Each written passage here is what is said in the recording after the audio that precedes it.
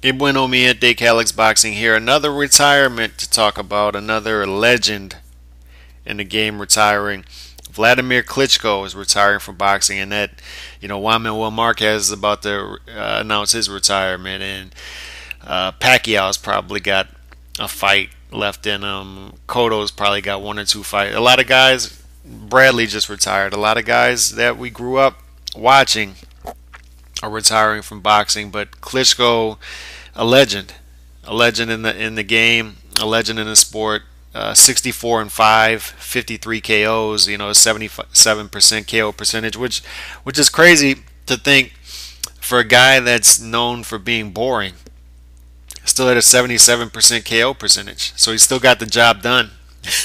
He still did what heavyweights are supposed to do, and that's knock guys out. He just did it in a more methodical and boring way. Let's be honest, a roundabout way of getting to the point. But Klitschko, the resume is undeniable. Now he doesn't have. He came up in a weaker division. I mean, a weaker era of heavyweights, no doubt about it. But you're talking about a guy who won 22 straight fights over a decade, and you could probably count on two hands how many rounds he lost in that decade from 2005 to 2015. He was that dominant.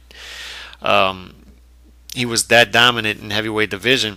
But he beat some decent heavyweights: Pulev, Povetkin, Jennings, Hay, Rockman, although an older Rockman, Bragimov, Chambers, and then beat some good heavyweights before that. Samuel Peter, for one. A lot of guys thought he was going to lose that fight, but I mean, a guy who came in, I believe it was '96. He came in the sport and was making noise, and then people saw the chin. In the chin, it was a glass chin. Lost to lost to Corey Sanders. I believe that was the first fight he lost, and then to Layman Brewster. I think it was like back. It wasn't back-to-back fights. Maybe 2 out of 3 fights he lost to Corey Sanders and Layman Brewster, and got stopped in both fights. And people were like, all right, his chin is too terrible to ever be a great heavyweight. He's got the look, he's got the talent, but the chin is always going to get in the way. But in steps Emmanuel Stewart. So here comes Klitschko and Emmanuel Stewart, and then they fight Samuel Peter a couple fights later, and they're like, he's not going to beat Samuel Peter's too big of a puncher. He's not going to beat him. He beats him, and then he goes on to win 22 straight fights over a decade and become a legend in the sport. After guys saying that he's got too much of a glass chin to ever be a great heavyweight, and the reason being, Emmanuel Stewart taught him how to fight tall, taught him how to fight safe, taught him how to do a lot of grappling in there, do a lot of one punch, two punch, and then hold. No infighting. Do not let anybody get inside your guard. Do not let anybody get inside that 6'8" frame and go to the body or get to your chin. And he taught him how to protect the chin, and he used those advantages fully over that decade and became a legendary heavyweight. Now, where does he rank among the great heavyweights? I don't think he beats George Foreman or Muhammad Ali or Larry Holmes or Joe Frazier. I don't think he's up there with those guys. Just my opinion.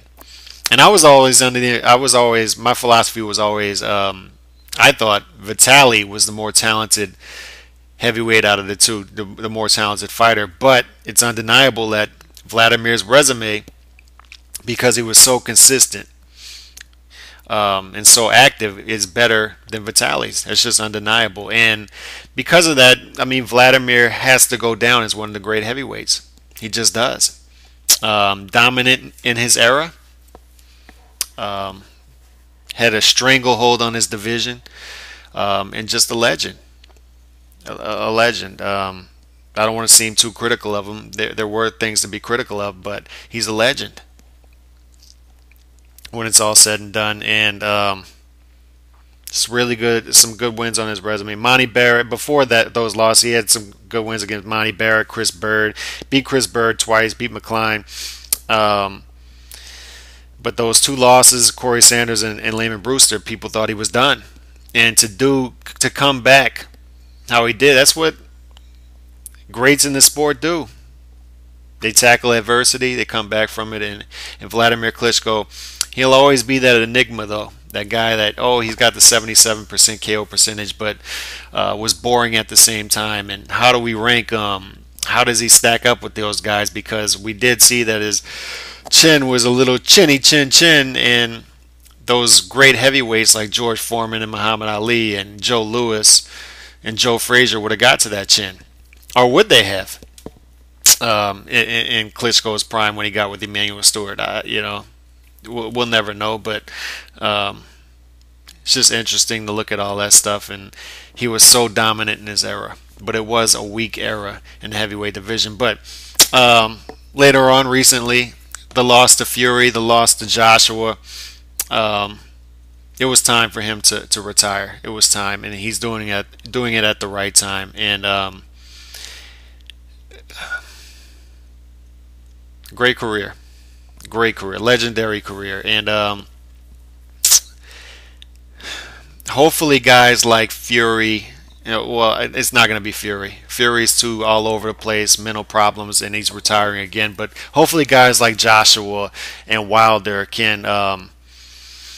Everybody's got their own personality, so I don't want to say as gracious, but I hope they carry the torch. They take the torch and carry it, and they're consistent in their fighting to where Klitschko, he fought consistently 2-3 times a year, sometimes 4 times a year, and kept with that. Stayed healthy, took care of his body, and fought the top guys that he could possibly fight out there. And I hope that continues with guys like Joshua and Wilder and other guys in the heavyweight division at the top. So great career from Wladimir Klitschko. Props to him. It was a roller coaster career at the beginning or towards the middle there, and he took over the division and had a great decade there. A stranglehold on the division. So Wladimir Klitschko retires from boxing. I'm out. Peace.